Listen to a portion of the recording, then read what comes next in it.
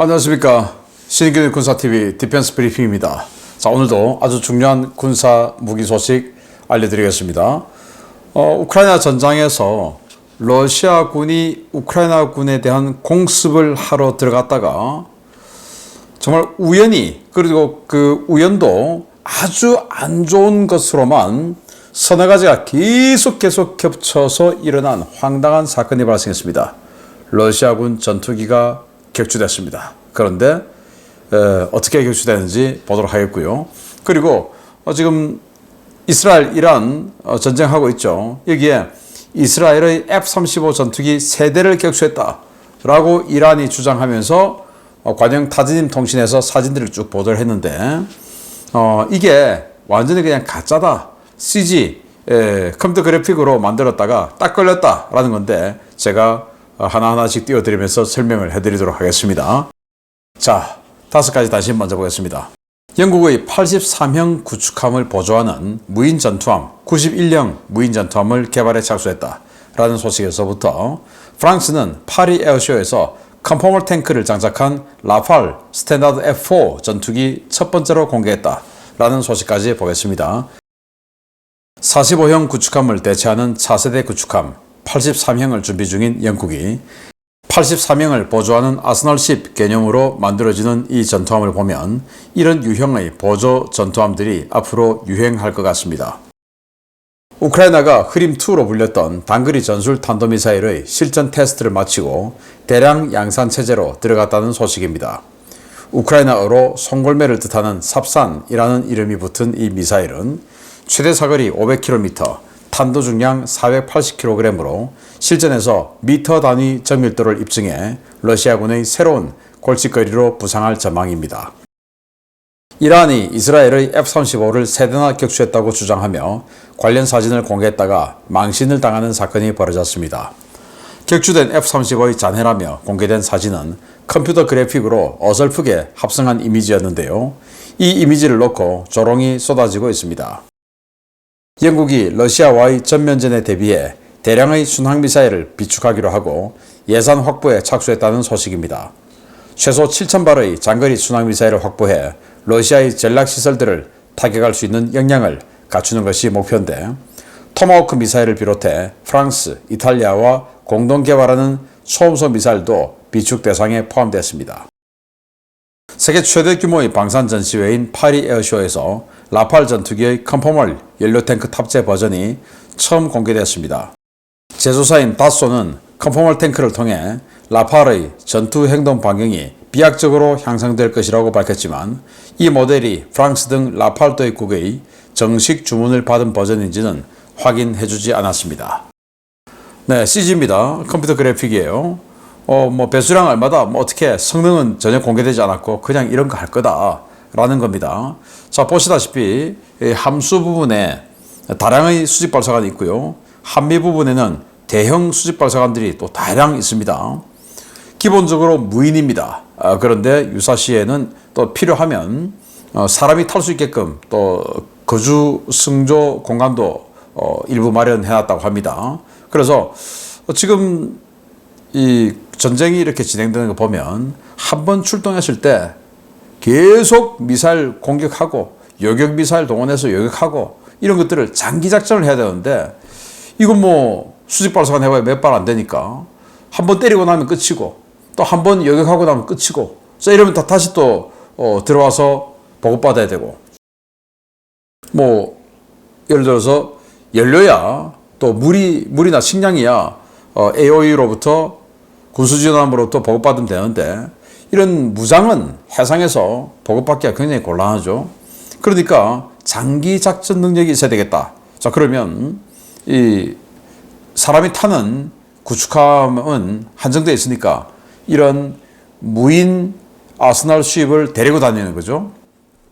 그래서 여기에서 쏘고 사람이 타고 있는 실제 구축함에서 유도하고 이런 시스템으로 가는데, 이제 이게 트렌드가 될 것 같습니다. 네덜란드도 이렇게 하겠다고 했죠. 그리고 영국도 하겠다고 하고, 우리도 이런 시스템이 필요하겠다라고 생각이 되고, 우리도 어차피 이 한국 해군도 화력함을 만들기로 했으니까 그걸 또 이런 식으로 쓰면 되겠다라는 생각이 듭니다. 자, 우크라이나가 흐림2라는 이름의 미사일을 만들었었죠. 제가 뭐 여러 번 보도해드린 바가 있었는데 그게 프로젝트명이었던 것 같습니다. 현재 이름을 삽산이라고 붙였어요. 송골매라는 이름인데 이거 이제 사거리가 500km 그리고 편심 탄도비행 그러니까 러시아의 이스칸데르 미사일과 거의 흡사한 성능이다. 뭐 이렇게 보시면 되겠는데 그 뭐 미터 단위의 그런 정밀도다라고 하니까 앞으로 러시아에게는 상당히 힘든 상대가 되겠다. 왜냐? 이제 계속 대량 생산하겠다 하고 EU에서 돈을 뭐 엄청나게 지원해 주죠. 이런 무기 사라고, 무기 또 만들으라고. 그러니까 계속 만들어서 때리겠다라는 거네요. 자, 이거 보시겠습니다. 뭐 많은 분들이 저한테 질문을 해 주십니다. F-35 세대 격추됐다는데 진짜요? 라고 말씀을 해 주시는데 가짜인 것 같습니다. 왜냐? 관영 타즈님 통신이 보도한 사진들이 이따위예요. F-35죠? F-35예요. 자, 그런데 야간에 찍은 F-35 사진입니다. 여기 보면 완전히 박살났죠, 비행기가. 박살났는데 여기 뒤에 엔진에 애프터버너가 켜져 있습니다. 아니, 박살났는데 무슨 애프터버너가 켜져 있습니까? 지금 비행하고 있는. 그러니까 비행하고 있는 엔진 사진하고 뭐 이런 거하고 조합해가지고 그냥 짬뽕으로 만든 겁니다. 추락해서 박살났는데 애프터버너가 켜져 있을 리가 없죠. 그런데 이렇게 딱 걸렸고. 자, 이거 한번 보십시오. 자, 이건 이제 여러 가지 또 문제가 있는 사진인데 일단 이 왼쪽 날개가 떨어져 나갔어요. 그래서 지금 추락을 했는데 아니 왼쪽 날개가 떨어졌으면 완전 뭐 팔랑팔랑 뒤집어져서 난리가 났을 텐데 이렇게 또 사뿐하게 또 추락을 했네요. 그리고 사람들이 구경을 하고 있습니다. 자, 그런데 사람들의 크기와 F-35의 크기가 너무나 차이 나죠. F-35가 무슨 우주전함만 해요. 이 정도면. 그렇지 않습니까? F-35는 1인승 전투기인데 여기 사람 하나가 이 1인승 전투기 이 칵핏하고 사이즈가 맞습니까? 이 조종석이 사람이 뭐 한 20명 앉아도 되겠네요. 있을 수가 없죠. 거짓말인 겁니다. 자, 그리고 또 여기 날개가 있어요. 날개. 남아있는 날개. 이 날개가 전투기는 원래 빠른 속도를 추구하기 위해서 또 기동성을 추구하기 위해서 날개를 후테익을 만들죠. 후테익. 그래서 날개가 뒤로 더 많이 꺾여 있습니다. 그런데 여기는 거의 이 앞부분이 거의 평행으로 되어 있고 뒷부분이 오히려 꺾여 있어요. 잘못 붙인 겁니다. CG가. 그래서 요거는 뒤집어서 아마 했던 것 같습니다. 그래서 여러 부분에 문제가 있는 사진이다. 가짜죠. 이런 것들을 관영 매체가 보도하고 그걸 또 중국 관영 매체가 또 받아서 또 하다가 둘 다 그냥 참 망신을 당했는데 또 있습니다. 자, 요거. 자, F-35예요. 이스라엘 에어포스라고 적어놨는데 이스라엘 공군의 F-35는 이스라엘 에어포스라고 적어놓지 않았습니다. 가짜죠. 그리고 칵핏이 왜 여기 있습니까? 가짜죠. 가짜입니다. 자, 이것도 보십시오.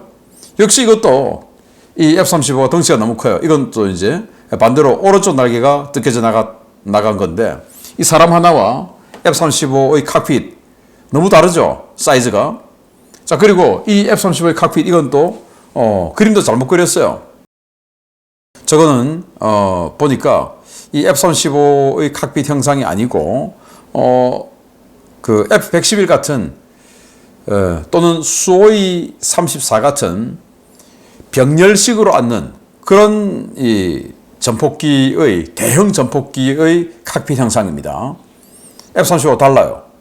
자, 요 칵핏도 마찬가지예요. 요거 F-16처럼 생긴 칵핏인데 완전히 그냥 뭐 짬뽕으로 갖다 붙이다 보니까 이게 뭔지 저게 뭔지 이거 하는 어떤 그 AI가 군사 전문가가 아니었던가 봅니다.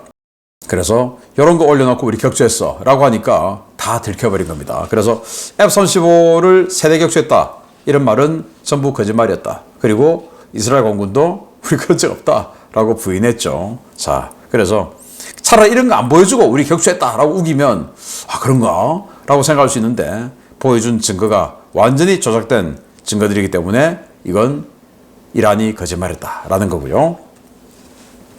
자, 영국이 이제 러시아와 전면전 대비해서 물량 비축하겠다라는 건데 이 공중발사 순항미사일을 7,000발을 만들겠다 이겁니다.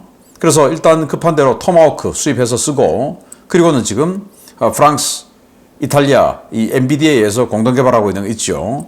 그래서 요거 극초음속 미사일, 그리고 요거 스텔스 순환 미사일, 이런 것들 대량 생산해서 7,000발 가지고 있겠다. 그래서 공대지로 그냥 러시아 때리겠다, 전쟁하면, 라는 건데, 네, 진작에 이래야 되고. 자, 이런 거 보면 과거에는 미사일을 발사하는 플랫폼을 수출하는 회사가 돈을 벌었는데, 이제는 미사일 그 탄을 생산하는 회사가 돈을 벌 것 같아요. 왜? 우크라이나 전쟁 보면서 야, 재고 진짜 중요하구나 라고 지금 다들 인식을 하게 돼서 그렇습니다. 예를 들어서 우리나라 같으면 LIG 넥스원, 그리고 유럽 같으면 NVIDIA, 또 미국 같으면 레이션, 지금 RTX라고 하죠. 그런 탄을 생산하는 회사가 좀 유리하지 않을까라는 생각이 드네요. 자, 라팔입니다. 파리 에어쇼 마당에 딱 전시해 놓은 건데, 여기 컨포멀 탱크가 있네요. 그래서 이 라팔이 컨포멀 탱크 없는 상태에서 외부 연료 탱크 3개 동시에 아래 하나, 그리고 이 날개 주익 1번 파일런에 하나씩 해서 외부 연료 탱크 3개 장착하고, 그리고 공대공 미사일 4발, 그리고 해머 정밀 유도 폭탄 2발 이렇게 장착하고 전투 행동 반경이 1850km다 라고 주장을 하는데, 여기다가 컨포멀 탱크까지 하면 비약적으로 늘어난다, 2000 몇백 킬로 된다 라는 거죠. 그러거나 말거나 중국의 제텐 CE에게 격추당하는 바람에 체면은 다국에서 이제 이 말들, 이 주장들이 전부 믿거나 말거나 상황이 된 라팔인데, 아무튼 컨포멀 탱크까지 장착해서 재기를 노리고 있는데, 여기 프랑스 에어포스라고 또 적어놨어요. 그런데 이거 그냥 프랑스 공군에 주문한 거냐라고 물어보니까 다수에서는 대답은 하지 않았다고 합니다. 네, 주요 소식 들어갑니다. 유도장치가 있는 공대공 미사일이라도 공중 표적을 격추하는 것은 생각보다 어려운 일입니다. 유도장치가 없는 일반 로켓으로 고속 기동하는 공중 표적을 격추하는 것은 더 어려운 일인데요. 러시아 항공우주군이 그 어려운 일을 해냈습니다. 문제는 그 표적이 동고 동락해온 아군 조종사가 몰던 항공기라는 것입니다. 지상군에 대한 근접 항공 지원 임무에 나섰던 러시아군 공격기가 함께 작전하던 동료 기체를 무유도 로켓으로 격추하는 초유의 사건이 발생했습니다. 러시아 항공우주군으로부터의 자료를 받아 전황을 소개하는 밀 블로거 파이트 바머는 지난 주말 우크라이나 동부 도네츠크 솔레다르 전선에서 오발 사고가 발생해 수호 25 공격기 한 대가 추락했다고 전했습니다.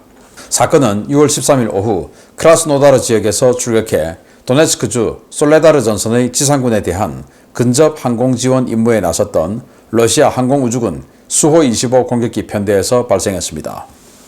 2대로 편성된 편대는 우크라이나군의 휴대용 지대공 미사일 사거리 밖에서 공대지 로켓을 발사하고 이탈하는 전술을 구사하던 중에 사고를 냈는데요. 사고는 2번기가 자신의 앞에 있던 1번기 기체가 이탈하는 방향으로 로켓을 쏘면서 발생했습니다. 근접거리에서 로켓을 맞은 수호 25는 그 즉시 추락했지만 조종사는 극적으로 탈출했는데요. 러시아군은 해당 조종사가 추락 직후 오른팔이 부러지고 설상가상으로 우크라이나군 FPV 드론 공격까지 받았지만 지상군에 의해 구조돼 병원으로 후송됐다고 밝혔습니다. 러시아군 측은 밀 블로거들에게 해당 사건에 대한 조사가 진행 중이며 책임 소재를 규명해 관계자를 처벌하겠다는 입장을 전해왔는데요. 일부러 맞추려고 해도 맞추기 힘든 무유도 로켓에 의한 아군기 격추를 성공시킨 러시아군, 나쁜 의미에서 참 대단한 것 같습니다. 네, 수호이 25 공격기, 미국의 A-10 공격기를 보고 자극받아서 우리도 저런 거 만들자 해서 만든 게 수호이 25라고 하죠. 이 수호이 25 2대가 공격하러 들어갑니다. 자, 일단 보병 휴대용 지대공 미사일, 맨패즈의 사거리들이 주로 한 2km, 3km, 많으면 한 5km 이렇게 되는데, 이제 한 2, 3km 되니까 그 2, 3km 안으로 들어가서 폭격해주면 맞을 수가 있죠. 누가 이걸 들고 있을지 모르니까. 그래서 이 사고는 이제 이런 상황에서 났는데, 이 러시아군의 로켓은 57mm 로켓을 주로 쏩니다. 57mm 로켓 사거리가 2, 3km밖에 안 돼요. 그러면 혹시나 가지고 있을 스팅어나 이런 것들이 사거리 안으로 들어가서 맞을 수가 있죠. 그러니까 원래는 쫙 내려 꽂으면서 비행기 기체를 내려 꽂으면서 직사로 쫙 쏴줘야 되는 게 무유도 로켓인데 그러면 스팅어 맞을 수가 있으니까 이제 쭉 날아가다가 솟구치면서 곡사로 쏘는 거예요. 그러면 사거리가 조금 더 늘어나겠죠. 곡사로. 즉 이 무유도 로켓인데 그걸 로켓을 곡사로 쏘는 겁니다. 그리고는 쫙 하고 이제 이탈해서 피하는 이런 상황인데 놀랍게도 사고가 발생한 겁니다. 사고 위치는 바로 바흐무트 인근에 있던 그 솔레다르입니다. 이 솔레다르 지역에 이 우크라이나군을 공격하러 들어간 지상군, 러시아군 지상군을 지원해주기 위해서 들어간 이 1번기, 2번기, 수호-25, 1번기가 격추됐어요. 그 말은 이 편대장을 격추시킨 겁니다. 여기가 격추시켜버린 거예요. 아마 나중에 굉장히 크게 혼날 것 같은데. 자, 보시면 1번기가 가고 2번기가 날아오겠습니다. 그리고는 제가 좀 이따 동영상도 보여드리겠습니다. 그리고는 1번기가 지금 로켓 쏘았습니다. 쏘고 턴을 하려고 하는데 2번기도 로켓을 쏜 거예요. 원래는 1번기가 쏘고 턴해서 빠져나가고 2번기가 그리고는 쏘고 자기도 빠져나와야 되는데 1번기 쏘니까 자기 마음 급하죠. 왜? 1번기 빠져나가고 자기가 들어가서 쏘고 하면 자기는 더 가까워지니까 1번기가 쏘니까 자기도 쏜 겁니다. 근데 1번기는 쏘자마자 곡사로 쏘자마자 턴을 하는 겁니다. 그걸 이제 등짝을 보이는 것을 때려버린 겁니다. 자, 그리고는 이제 날개가 떨어져 나가고 조종사는 사출했어요. 사출했는데 사출하고 내려앉다가 팔 부러지고 그걸 또 이제 우크라이나군이 드론 보내가지고 폭격하고 했는데 천신만고 그때 이제 살아나온 겁니다. 완전히 만신창이가 됐을 것 같은데 자, 이걸 우리 언론들은 뭐 갑자기 날개가 떨어진 뭐 러시아 전투기 이러고 하는데 갑자기 날개 떨어진 게 아니고 뒤에서 자기네들의 2번기가 로켓을 쏜 겁니다. 자, 동영상 보시겠는데요. 쫙 갑니다. 네. 그리고 빠져나가는데 거기다 쏴버린 겁니다. 황당하죠. 네. 이런 상황인데, 네. 이게 정말 많은 우연과 그 불행이 겹쳤는데요. 첫째, 유도 미사일도 아니고 무유도 로켓에 격추될 가능성이 공대공에서 있습니까? 거의 없죠. 그런데 무유도 로켓에 맞았어요. 더군다나 그 무유도 로켓을 직사로 쏜 것도 아니고 곡사로 쐈는데 맞아버린 겁니다. 곡사로 쐈는데 두 번의 또 불행이 걸렸죠. 그리고 또 그게 적군이 아니고 아군기에게 맞아버린 겁니다. 아군도 지상에서 방공부대가 헷갈려가지고 뭐야 전투기 하고 쏴버린 것도 아니고 나하고 동고동락하는 나의 요기, 나의 바로 직속 부하, 예를 들어서 1번기가 소령이라면 우리 한국어로 치면 대위, 이 친구가 그냥 쏴버린 겁니다. 정말 기가 막힌 우연과 불행이 겹친 이런 러시아군의 사고. 얼마나 혼이 날까요? 네, 마치겠습니다. 감사합니다.